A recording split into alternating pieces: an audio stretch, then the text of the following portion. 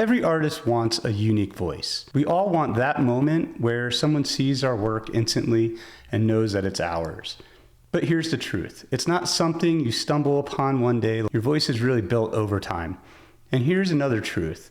You already have a unique voice. You're the sum of your experiences. No one else has ever lived your exact life with your memories, your influences, your struggles.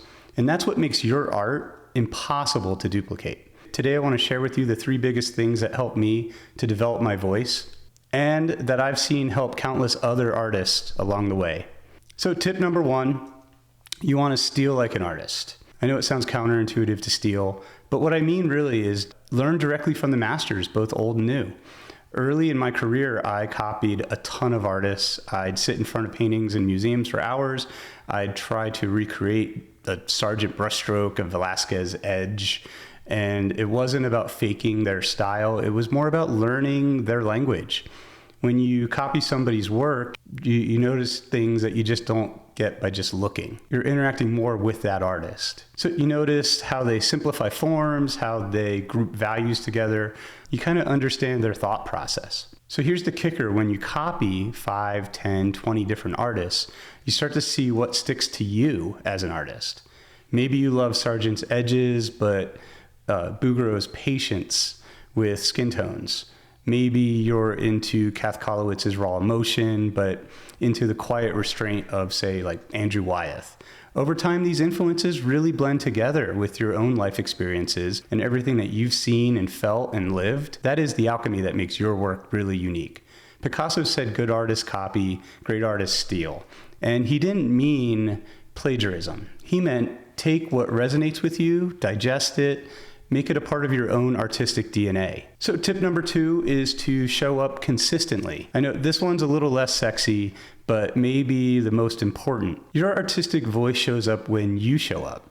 When you put in the hours, when you think about every time that you've sat down to draw or paint, you're leaving behind a record of your decisions, how you start, how you correct mistakes, what you choose to emphasize, what you choose to ignore. And those decisions repeated over hundreds or thousands of hours in your studio become your fingerprint. When I look back at my earliest work, it doesn't look anything like what I make now. But I can trace a line and you can see little bits of me showing up here and there. And each year, my work gets a little clearer as to who I am now. And it's not just studio hours that shape you, the experience you bring to the canvas. The music you love, the places you've lived, the people you've lost, those all add layers to our voice. You're not just painting what's in front of you, you're painting through the filter of a life that only you have lived. So if you're struggling to find your style, stop waiting for clarity and just keep making work. The clarity shows up after the repetition and not before it. So tip number 3, follow what excites you. This one might be the most important of all. Follow what excites you, even if it feels weird. I see so many artists painting what they think the market wants, maybe landscapes because they sell, or trendy portraits because that's what's on Instagram, but it's not something you actually care about, so it won't last.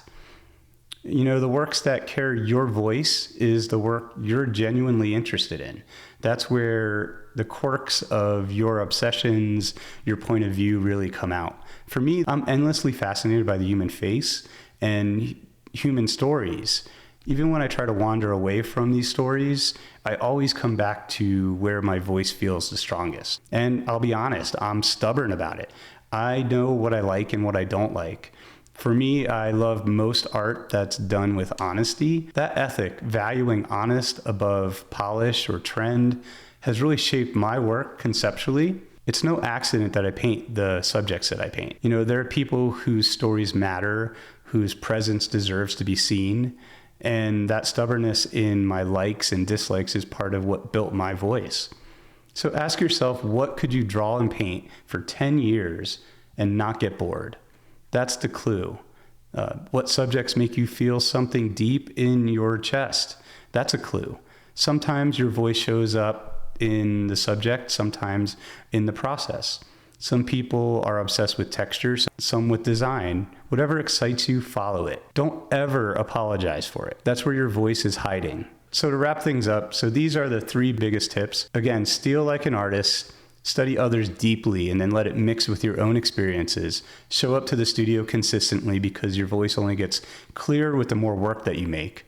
Follow what excites you and be stubborn about it. Your likes and dislikes matter because they point you towards what's truly honest for you.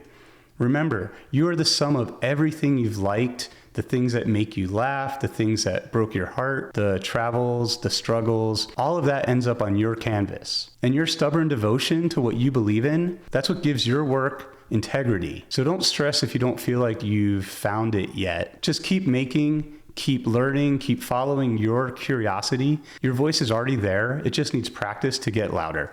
If you guys found this helpful, hit that like and subscribe button so you don't miss my next video. And if you want to go deeper, I share full-length demos, the tools that I use and that I'm trying out in the moment on my Patreon page. The link is below in the description. But for now, get in that studio, try out one of these tips today, and let your experiences and your stubbornness shape the work that's your true voice.